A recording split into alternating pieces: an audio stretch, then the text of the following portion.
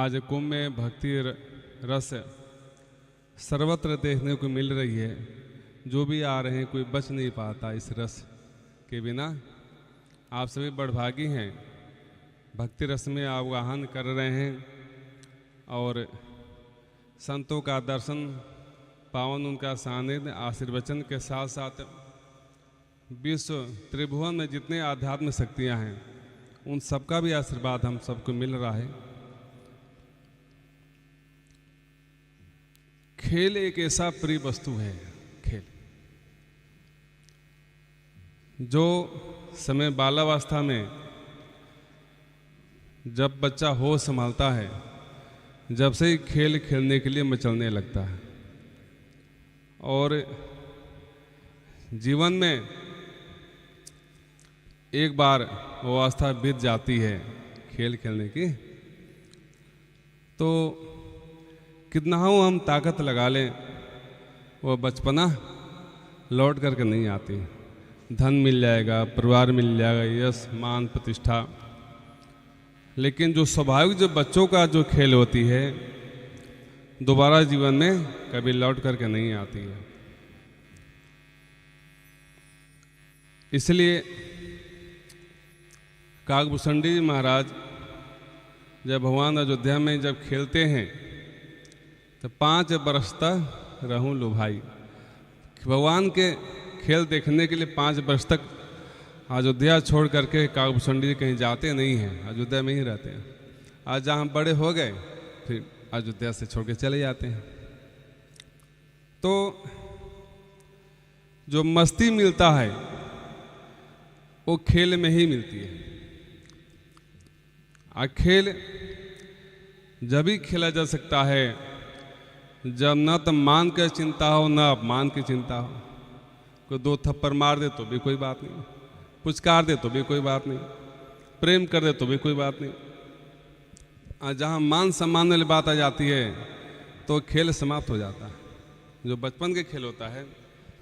इसलिए भगवान खेल खेलने के लिए ही सृष्टि का विस्तार किया, दूसरा कोई कारण नहीं है। रमणीति में जहाँ भी बच्चे खेल खेलते हैं, घर का मकान बनाते हैं, दुकान बनाते हैं, गौशाला बनाते हैं, मंदिर बनाते हैं, सब बनाते हैं बालू का।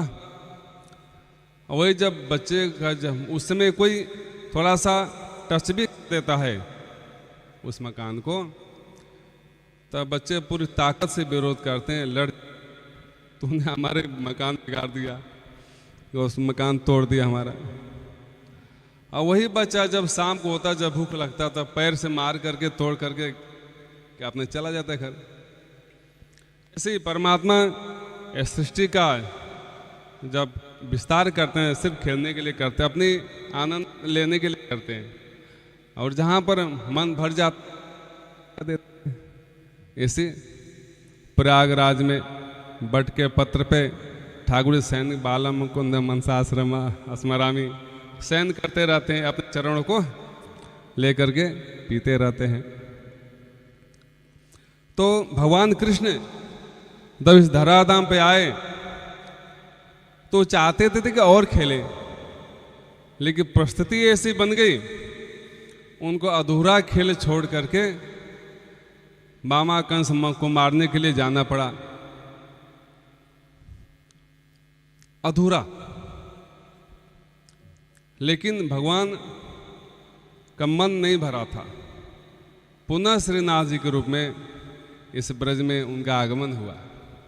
श्री वल्लभाचार्य जी महाराज के द्वारा प्रकटीकरण हुआ और अष्टछाप कवियों के द्वारा अपनी इच्छा को खूब जी भर करके खेला।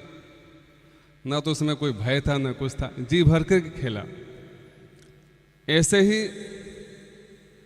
कुंभनिदास लाल गिरधर बिन सब झूठो जंजाल भगत को कहा सिकरी सो काम। कुमनदास जी बहुत सिद्ध महापुरुष हुए थे। ऐसा कहते हैं ना कि हम बाबा जी थोड़ी हैं हम भजन करें, ऐसा कहते हैं लोग। अरे जो अष्ट साहब के कवि हैं सब प्राय करके सब सदग्रस्ते तो हैं, लेकिन अपने प्रेम के कारण भगवान का दिल जीत लिए।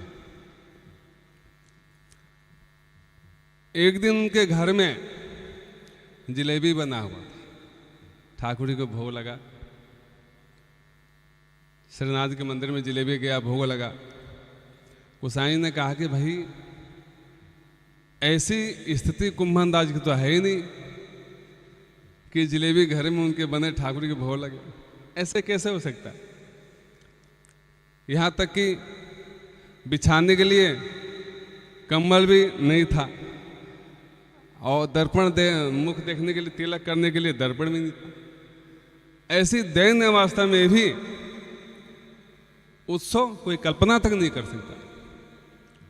गोसाई जी ने पूछा, आज तो न कोई तीज है न त्योहार है, कैसे जलेबी का आज भोग लगा। तो बोले, जय जय, आज आपका जन्मोत्सव है, अपने गुरुदेव का जन्मोत्सव है। सामर्थ्य से 100 गुना अधिक जाकर उत्सव मनाए। गोसाई जी ने जब पता किया भाई कैसे उत्सव हुआ, तब पता लगा पड़िया को बेच करके गोसाई जी का उत्सव मनाया गया। भाव विवल हो गए। बोला, गोसाई जी बोले, आज भगवान का जन्मोत्सव आप मनाए। वास्तव में जो भक्त अपने गुरुदेव का उत्सव मनाता है, भगवान उसका उत्सव अपने लोक में मनाते हैं। भगवान खिलखिला करके प्रसन्न हो गए। तो जो उत्सव है उत्साह से मनता है, और तो द्रव्य दूसरा नंबर है, पहले तो मन में उत्साह होने चाहिए। इसी उत्साह के साथ में पूज्य रसिया बाबा कुंभ लगता है, चकाचक सेवा होती है, और उसमें कथा तो है ही है, लेकिन कथा में आनंद जब आ जाता है जब साधु ब्राह्मण, वाह बहुत अच्छा बहुत अच्छा बहुत अच्छा, सीधी सी बात है। हम खूब कथा कर ले, लेकिन साधु ब्राह्मण का आशीर्वाद उसमें चकाचक नहीं हुआ तो कथा अधूरा रहता है। लेकिन रसिया बाबा इस बात में बहुत आगे हैं। चकाचक ब्राह्मण साधुओं की सेवा, आज भी ब्रज की सेवा के साथ साथ समाज सेवा में प्रथम नाम रसिया बाबा का ही आता है। आप सब बड़भागी हैं इनके मुखारबिंद से कथा श्रवण करके। आप कथा श्रवण करते रहिए और सहज में मुस्कुराते रहिए। श्री वृंदावन बिहारी लाल की जय, गोविंद भगवान की जय। जय जय श्री राधे श्याम।